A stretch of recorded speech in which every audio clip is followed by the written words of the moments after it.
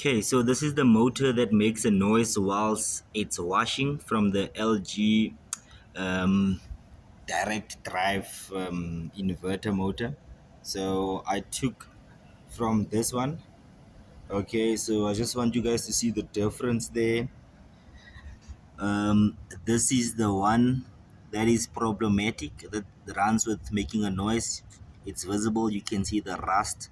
Water has gotten through into that, and obviously here's the other one now that I believe that it could run better than this one, although it is second hand as well.